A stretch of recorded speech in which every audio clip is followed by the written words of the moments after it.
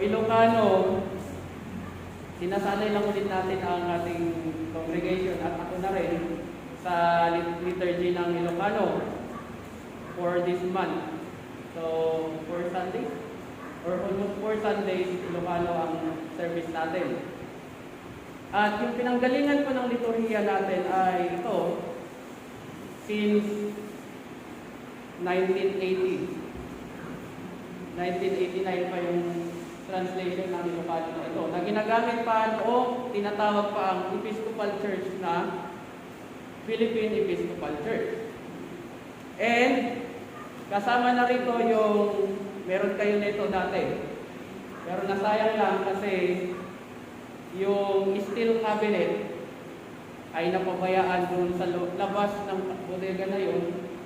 Umulan umaraw nandoon. Nung binuksan namin minsan, lahat inaanay, sira na.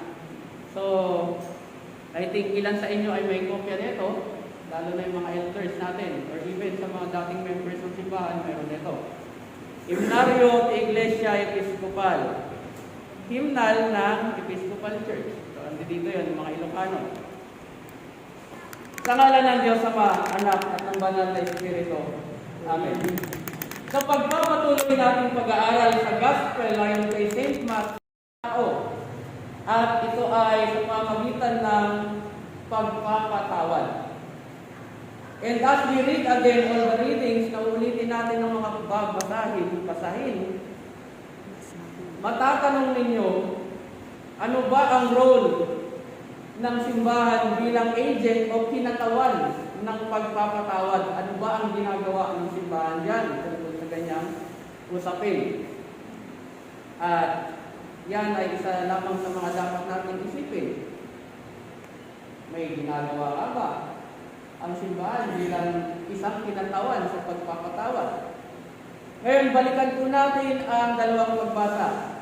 Mula kay Propeta Ezekiel, siya ay inatasan ni Yahweh na magbigay babala o warning sa mga tao na magbagong buhay or the need to repent. At ang sentro ng mensahe ay walang kagustuhan ang Diyos na magparusa. God's deepest desire is to forgive. At sa sulat naman ni Pablo sa mga taga-Roma, pinapakita dito ang katangian ng Kristiyanong pamumuhay. Try nyo nga, balikan, pag-unin ninyo, or even ngayon, kapag makita ninyo yung mga Bibles dyan sa upuan ninyo, basahin nyo ulit yung Romans 12 or even Ezekiel. Makikita dyan yung mga katangian ng Kristiyanong pamumuhay, or in short, yung mga guidelines kung paano dapat mamuhay ang isang Kristiyano. At ang sinasabi dyan is, dapat tayong magmahalan at kilalanin na ang ating mga buhay ay sumasaklaw sa buhay ng ating kapwa. Meaning, related ang bawat isa sa isa't isa. At sa ating gospel ngayon, sinasabi dyan na ang simbahan ay ang kinatawan ng pagpapatawad. The church is the agent of forgiveness. Ano ang nais sabihin nito? Kung ang isang miyembro ng simbahan ay quote-unquote matigas or unrepentant, matigas ang ulo, hindi masabihan, anong gagawin ng simbahan dyan? Hayaan mo na siya dyan. Magbabago din yan. Number 1, kung si Jesus ang makakarinig yan sa atin, anong klase ka naman? Hindi dapat sumuko ang simbahan sa tao yun. Bawat pagsisikap o kailangang pagsikapan na ang tao ay magpasya na magsisi at tumanggap ng pagpapatawad ng Diyos, na kung saan ito ay isang utos mula sa Panginoong Jesucristo na dapat nating i-offer bilang isang simbahan. At hindi kasi nagagawa, I think, or hindi pamilyar sa atin ito, na dito po sa ating BCP, meron po tayong liturhiya para dyan. Nasa page 333, na sinasabi sa screen, ang role ng or kung para saan ba itong reconciliation of a penitent sa page 333 na mababasa natin dito. English nga lang, pero bibigyan ko kayo ng overview. Sinabi dyan, ang reconciliation of a penitent ay para sa lahat.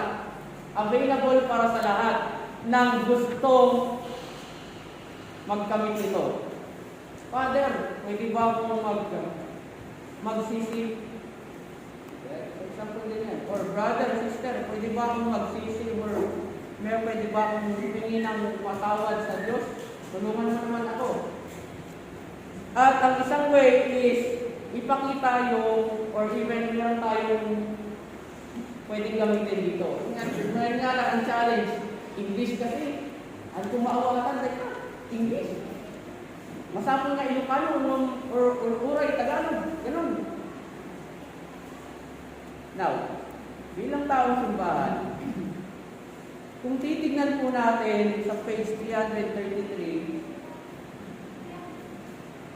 nandiyan dyan sa mga forms niya is, makikita is number 1, ipanalangin mo ako dahil ako nagkasala. Kaya natin gawin yan. Pangalawa, dito ka na magbibigay ng way para sa, like for example, sa isang kapatid na gusto magsisi ng kanyang kasalanan. Pag-uusap na. So, pangungumpisal. Ngayon ang tanong, saan ito pwedeng daw mangyari? Well, pwede siyang mangyari kahit saan at kahit anong oras. Kung ang iyong kapatid ay lumapit sa iyo, 10 oras ng gabi, hindi mo nang pwedeng paalisin. Na lang basta-basta. Kailangan mong tanggapin, tanungin ano ang problema, ganyan. Dahil nandito naman tayo, may simbahan tayo, pwedeng mangyari dyan sa simbahan or even sa loob ng bahay natin. At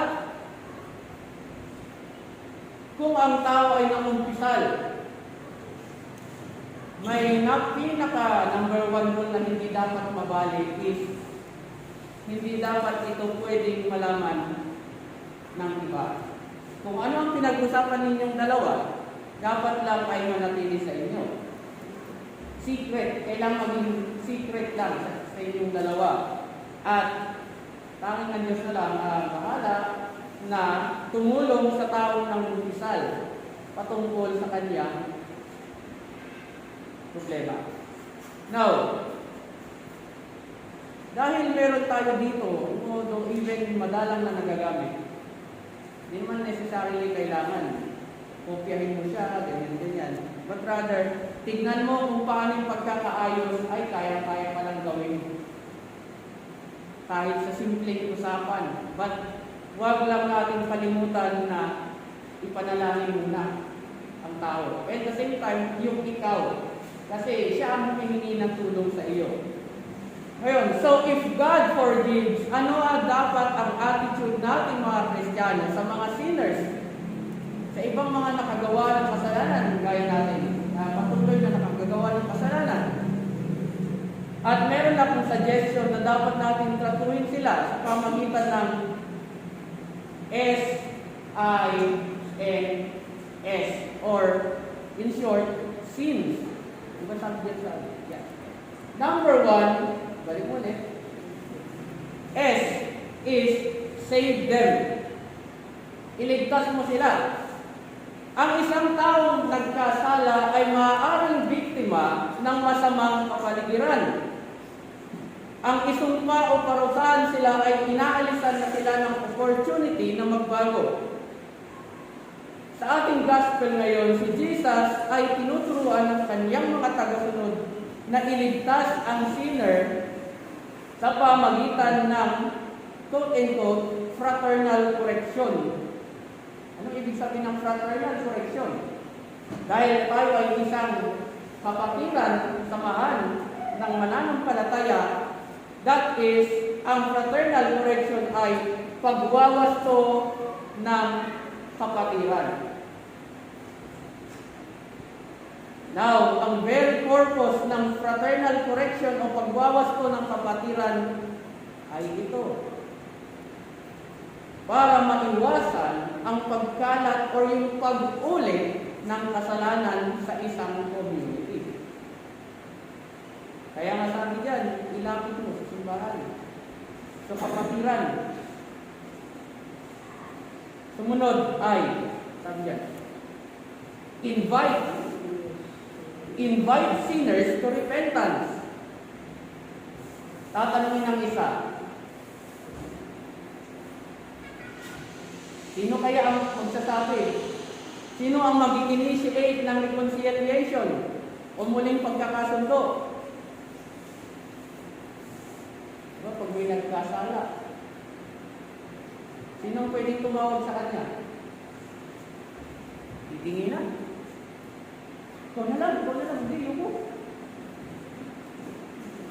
Normal sa ating mga tao yan.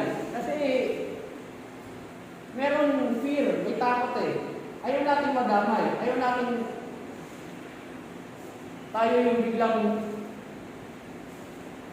Pero human as we are, bilang mga tao, lagi natin pinipilit na ang gumawa ng mali ang dapat na unang kilos, di ba?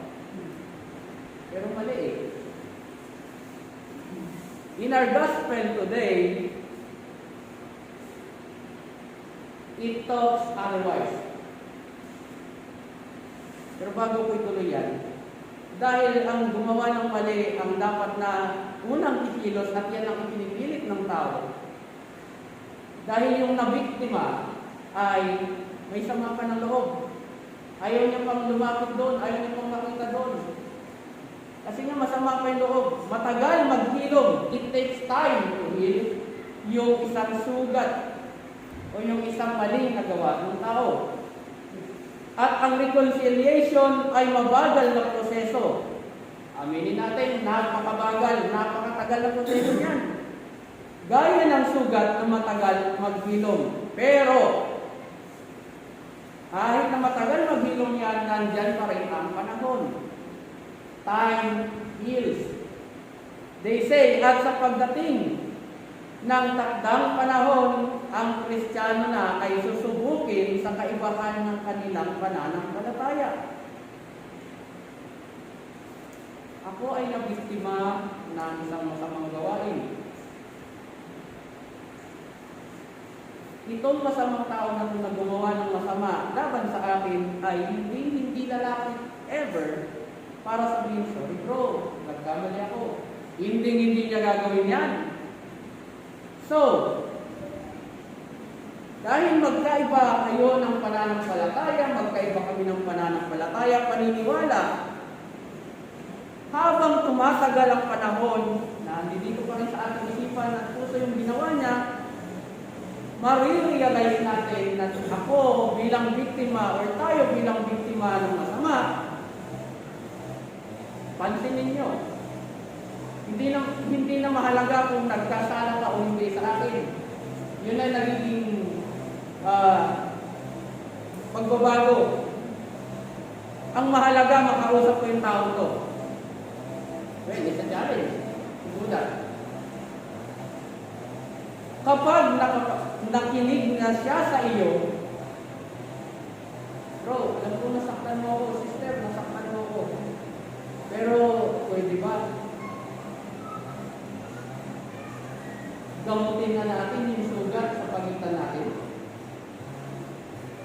It's napaka-challenging para sabihin yan between ikaw na biktima at sa tao na nakagawa ng mali sa'yo. Napaka-challenging yan. Pero, what Jesus wants us to do is to push us, itulak tayo na gawin ito bilang isang kapatiran ng mananampalataya at bilang tao na tagasunod ng ating Panginoon.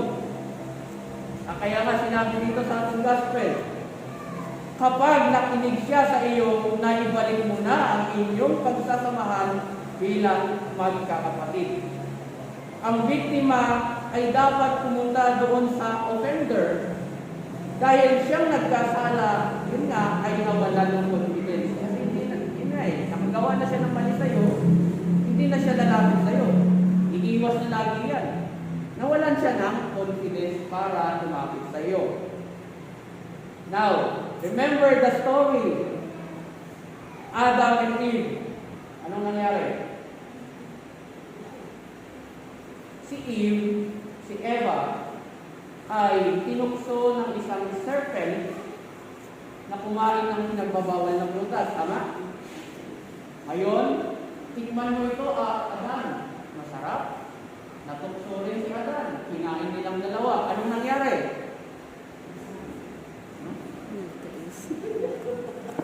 Siyempre, nasarapan at busog eh. Nabuksan ang kanilang mga mata sa katotohanan. Ay, hubad pala tayo. Gumawa tayo ng damit. Tama?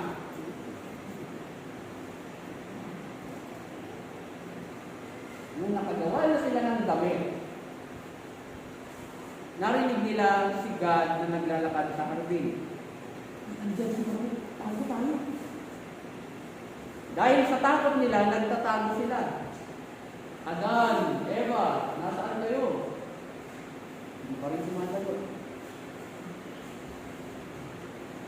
Si Cain and Abel, ano nangyari?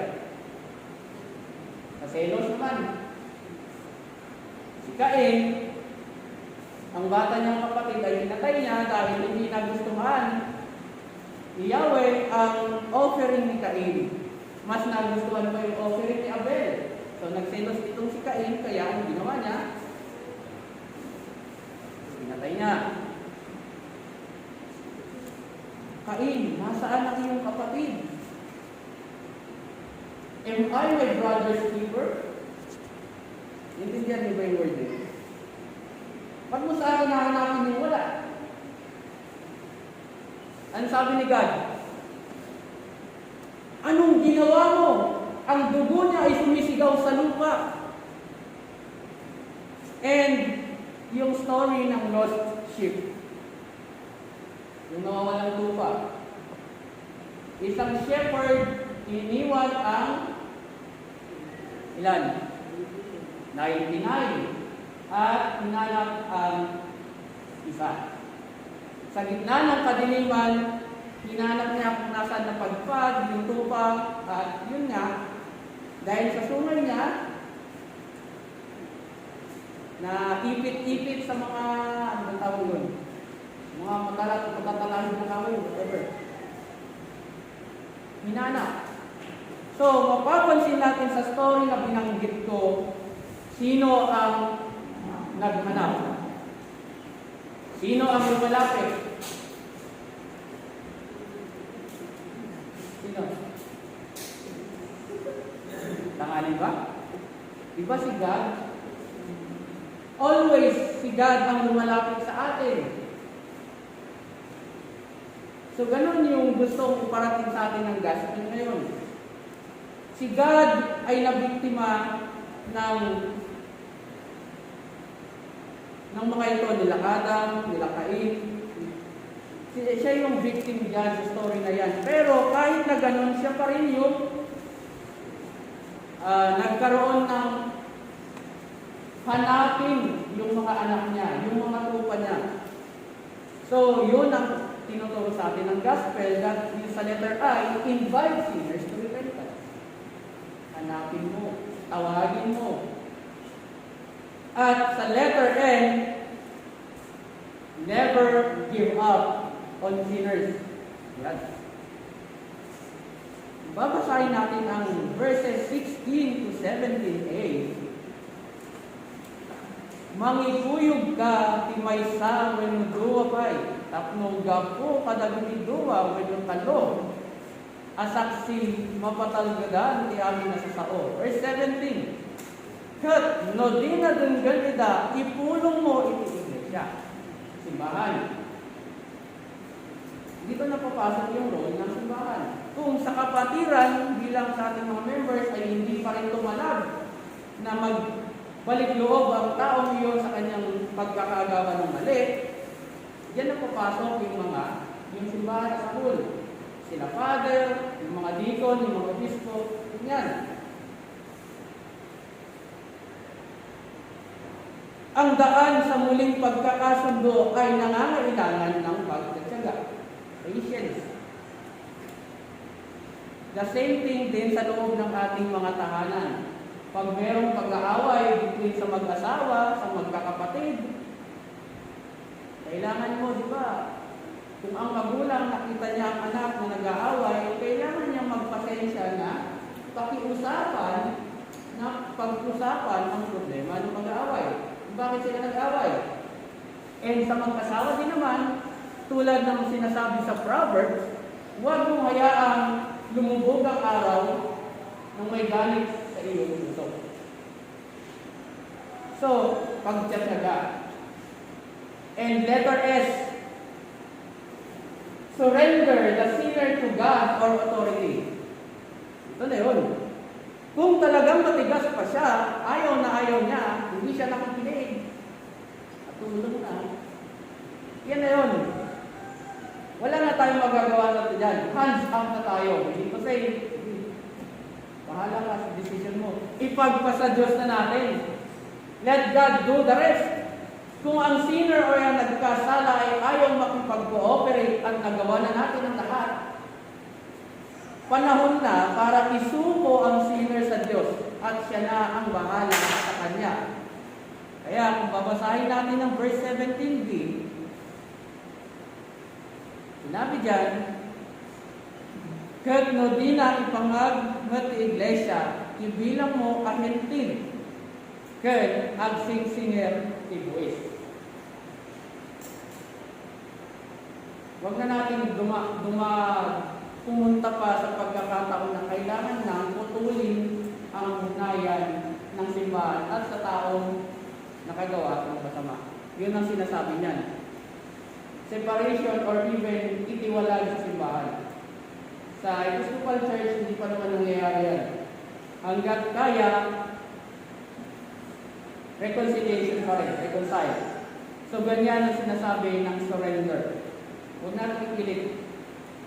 Tulad na, ipanalangin natin ang tao at hayaan natin ang banal na Espiritu ng Diyos ang kumilos para sa atin. Ito ang mga bagay na dapat natin gawin. Save them, invite sinners to repentance, never give up on the sinners, and surrender the sinner to God or authority. Yan ang mga bagay na dapat natin tandaan at gawin. At bilang bayan ng Diyos, ang ating Diyos ay ang ating mangingibig, lover, at Savior, tagapagligtas. Hindi magagalitin o nagpapalusang o makikita natin na sa ating mga buhay bilang taong simbahan na hindi lang sa ating napupunta yung mga blessings or hindi lang tayo yung tagatanggap sa pag-ibig ng Diyos at pagpapatawad, kundi tayo rin ay mga instrumento ng pag-ibig ng Diyos sa lahat ng tao. Yan ang role ng simbahan natin bilang tao simbahan. Kaya, ikaw ba ay nakapagpatawad na? If yes, praise God. If no, ask God. Isang mapagpalang umagang araw o linggo sa bawat isa. Sa ngalan ng Diyos Ama, Anak at ng Banal na Espiritu.